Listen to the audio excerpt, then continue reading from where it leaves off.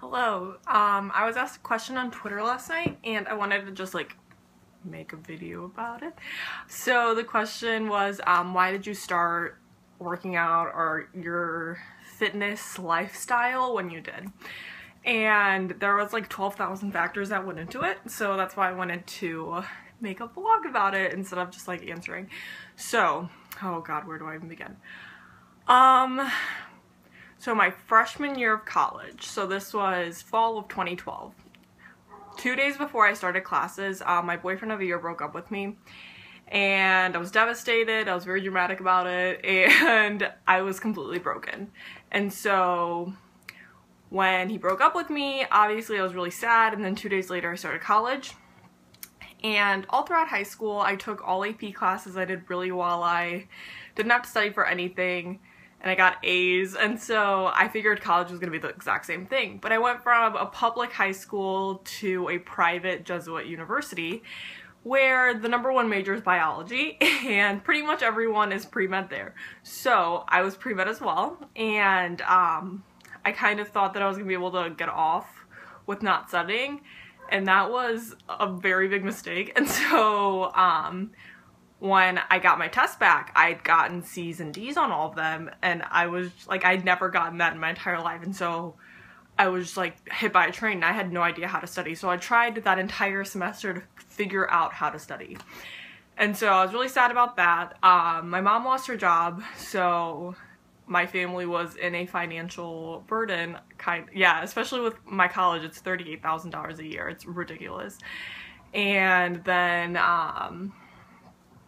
what else happened? Oh, I randomly started breaking out in hives. So I would sit in biology and I would look down at my arms and my entire body was covered in hives, and they itched and they burned, and so I would have to leave class very often to go to the student medical services and get a Benadryl shot and steroids, and of course you can't drive after that or do anything except sleep. So I missed a lot of my classes through that. And then one of my best friends and my first kiss and the first guy that told me he loved me passed away, and so that hit me like a ton of bricks. And so that was in October, and at that point I was just done. I was done with life. I just wanted everything to end, and I didn't think I could get through it. And so I watched Hungry for Change on Netflix, and at that point I just needed something to put my energy in, to not focus on how the poor circumstances of my life. And so then I watched that, and I got really inspired and motivated and started eating healthy. But I was eating very healthy, but I wasn't eating enough. And half of that was on purpose because high eating disorder, and then the other half was because I was just so stressed and sad that when I have a very strong emotion, I can't eat. My throat clenches, the food will not go down. And so I lost a ton of weight. And then after all the sadness went away, I still didn't let myself eat because high eating disorder. And so I was doing a lot of cardio, and that was it. So I was going to a lot of group classes and doing cardio, and so one of those classes was a strength class, so I thought I was definitely getting jacked, and looking back on it, it's a little cute. But so I'm 6 feet tall, and I got down to 132 pounds. And that's very underweight, and I started passing out, and it was just very bad. And then I went on winter break, and then my brother was into lifting, or had been into lifting for about a year at that point, and so he's my younger brother, but he's only 18 months younger than me. But he knew what he was doing, so I'll rewind a little bit. So I made a Twitter in October as well, just to I made an anonymous Twitter, which turned into not anonymous really fast. But all these girls that I wanted to look like were lifting, and they were lifting heavy. They weren't doing 5-pound dumbbells. And so I was like, shit, maybe I need to start lifting, but I had no idea where to begin or what to do or anything. I played sports all through high school, but our weight room day was go squat and then go play around on the machines and do something. So it was very unorganized, so I had no idea what to do. And then I asked my brother, and he broke everything down for me. He went to the gym with me a few times. I did a fuck ton of research, and so I started getting into lifting. And then for the next about year or so, I went, no, like 3 months later, I went vegan, and that helped me a lot. I started eating again, like a substantial amount. Then I started dating random guys here and there that lifted, and I made them take me to the gym with them and show me the ropes, and that was fun. And so, I don't think I really got serious with lifting until late 2013. And that's when I pretty much decided that I was not going to model anymore. I got into modeling in the beginning of, or like the end of 2012, aka when I was a stick, and they told me I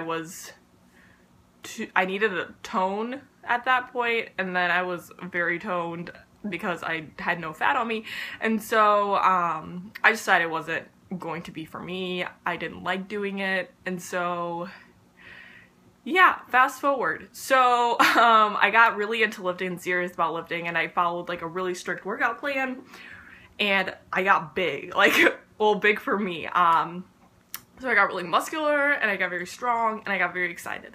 And so that's kind of my story in terms of how I got into lifting, why I got into lifting. It definitely wouldn't have happened if A, I didn't make a Twitter, B, all these circumstances in my life didn't lead to that. I'm a really strong believer in like strong energies, and I'm sure you guys think that's hippie bullshit, but I don't really give a fuck. So when you have a strong emotion, wherever that is, like in whatever realm that emotion is, so whether you're extremely happy, whether you're extremely sad, if you're pissed, if you're mad, if you're upset, like if you're depressed, like, well, depression, no, scratch that, but all those other emotions, they're very strong emotions. And I really think that you can channel that, the power of that emotion into something more positive. And that's exactly what I did. I made health and fitness my passion. I made it something that I was in love with. And it wasn't great at first because I hated cardio, but once I completely cut out cardio and just started lifting, that's where I found my love. And that's what, I mean, I still use that to this day when I'm sad or I'm angry or something in life isn't going the way I want it to go. I just go to the gym and everything's a lot better. And I know a lot of people experience that with running, and I never really got into running, but that's exactly what I feel like with lifting. And if all these negative things didn't happen, I really don't think I would be where I'm at. Hello, so midday update of my life. I'm currently driving to work, so it's 5:45, and I teach a workout class today, or every Tuesday at 6, called Core Conditioning. And it's basically like a strength class, and I add an app for the last like 15 minutes, or sometimes I start with them to switch things up. But it's fun. Teaching group classes is pretty much like the best job ever because, I mean, you get to work out and you get paid and you get to yell at people, so I like it.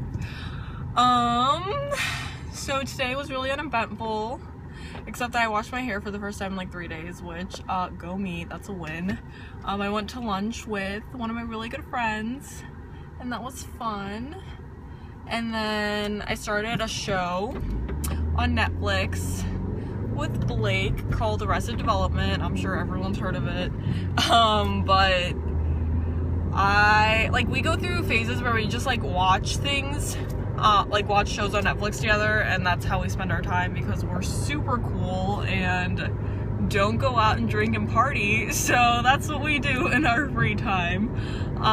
But yeah, we've watched everything we've wanted to watch thus far, and so that was kind of just a random ass pick, but it's cool.